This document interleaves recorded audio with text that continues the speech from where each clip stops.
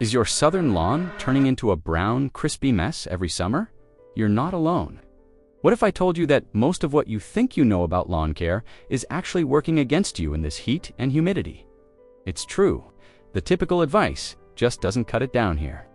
You spend all that time and money, you follow the rules, but your lawn still looks stressed, patchy, and weak. The intense sun bakes the soil, the humidity invites fungus, and the weeds seem to thrive no matter what you do. It feels like a losing battle, right? You see your neighbor's lush green carpet and wonder what their secret is. The problem is, southern lawns have their own set of rules.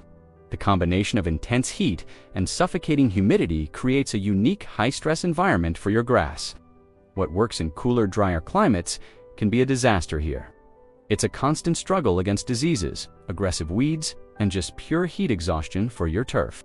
But don't worry, I'm going to share 7 key secrets that will completely change your southern lawn care game. These aren't your generic run-of-the-mill tips. These are specific strategies designed for the challenges of hot, humid climates. So, let's get into it. First up, and this one is crucial, is mowing height. You have to mow high. I see so many people scalping their lawns, cutting them way too short, thinking it looks neat. This is the biggest mistake you can make. When you cut your grass short, you're exposing the soil directly to that brutal sun. Think of the grass blades as tiny umbrellas for the soil and the roots. Longer blades provide shade, keeping the soil cooler and helping it retain moisture. A cooler soil temperature means less stress on the roots, which is exactly what your grass needs to survive a scorching southern summer. When you scalp the lawn, the soil heats up fast, water evaporates quickly, and the grass roots start to cook. It also gives weeds the perfect opportunity. Weeds love that open, sunny real estate. By keeping your grass taller, you're literally shading out the weed seeds, preventing them from even starting to grow. So, how high is high enough? For most southern grasses like St. Augustine or zoysia, you should aim for about 3 to 4 inches. Set your mower to its highest setting. It might feel a bit weird at first if you're used to a shorter cut, but trust me, your lawn will thank you for it. A taller lawn is a stronger, more resilient lawn. Now, let's talk about tip number 2, deep and infrequent watering. This goes against what many people instinctively do. When it's hot, it's tempting to go out there every day and give your lawn a quick sprinkle with the hose. Please, stop doing this. Shallow, daily watering encourages shallow root growth.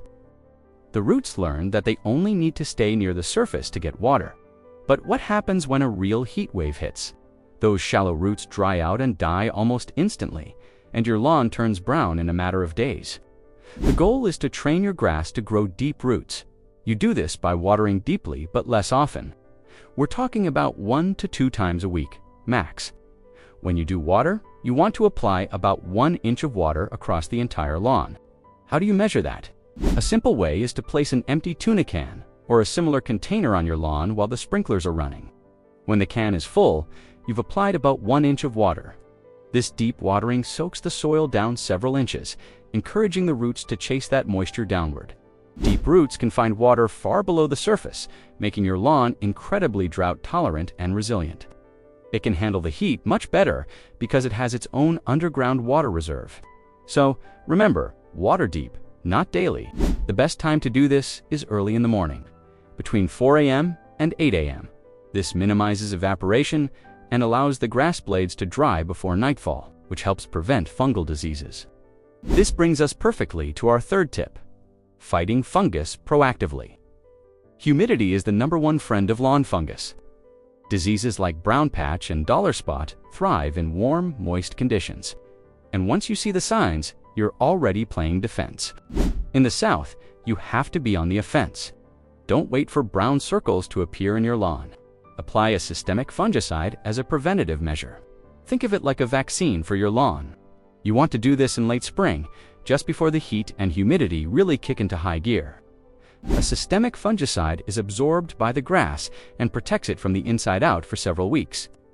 This is much more effective than contact fungicides, which only kill what's on the surface and can be washed away by rain. Check the weather. If you see a forecast with several days of high humidity and warm nights, that's your cue. That's prime time for fungus to explode. Applying a preventative fungicide at the right time can save you a massive headache and a lot of dead grass later on. It's one of the most important investments you can make for a healthy southern lawn. Moving on to tip number 4. Choosing the right fertilizer. Not all fertilizers are created equal, especially for summer application. Using a fertilizer with too much nitrogen in the middle of summer is like giving your lawn a triple espresso and telling it to go run a marathon in 100-degree heat. High nitrogen fertilizers force a lot of fast, weak top growth. This new growth is tender and highly susceptible to heat stress, drought, and disease. It's exactly what you don't want. Instead, you need to switch to a slow-release, low-nitrogen fertilizer for the summer months. Look for a fertilizer that also has a higher potassium content. Potassium is the key. Think of it as the stress management nutrient for your grass. It helps with water regulation, strengthens cell walls, and improves overall tolerance to heat and drought. The numbers on the bag, the NPK ratio, should have a low first number N for nitrogen and a higher third number K for potassium. Feeding your lawn the right nutrients at the right time is critical. You're not trying to make it grow fast, you're trying to make it strong enough to survive. A slow-release formula will gently feed the lawn over several weeks without causing that stressful surge of growth. Tip number 5 is all about your soil, specifically soil compaction. Over time, especially with heavy clay soils common in the south, your lawn soil can become hard and compacted. Foot traffic, mowing, and even heavy rain can contribute to this. Compacted soil is a big problem. It's like trying to grow plants in a brick. Water can't penetrate, it just runs off the surface. Nutrients can't get down to the roots. And most importantly, oxygen can't reach the root zone. Grass roots need oxygen to live, and when they're suffocated, the whole plant suffers. The solution is core aeration.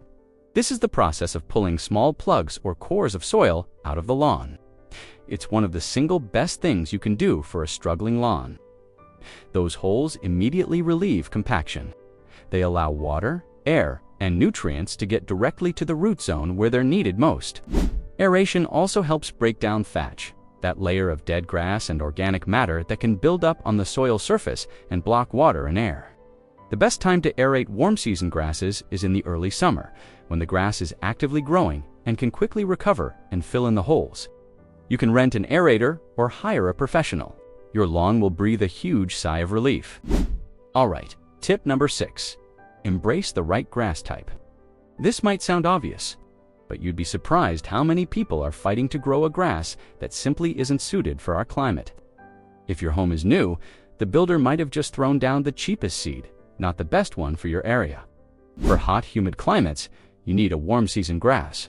These grasses thrive in the heat and go dormant in the winter.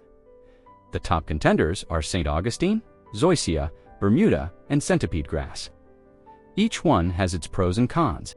St. Augustine is very popular. It has thick, broad blades and is great in full sun, but it needs a lot of water and is prone to chinch bugs. Zoysia is fantastic. It's dense, drought-tolerant, and feels amazing to walk on, but it can be slow to establish. Bermuda grass is tough as nails. It loves full sun, handles traffic well, and is very drought-resistant, but it can be very aggressive and spread into flower beds. Centipede grass is known as the lazy man's grass because it's low maintenance and requires less fertilizer and mowing, but it doesn't like heavy traffic. Do some research. Look at your neighbor's lawns. See what's thriving. Choosing a grass that is naturally adapted to your environment means you'll be working with nature, not constantly fighting against it. It makes all the other tips we've talked about 10 times more effective. And finally, our 7th tip, proper weed control timing. Weeds are a constant battle in the South. The long growing season means there's always something trying to invade your lawn.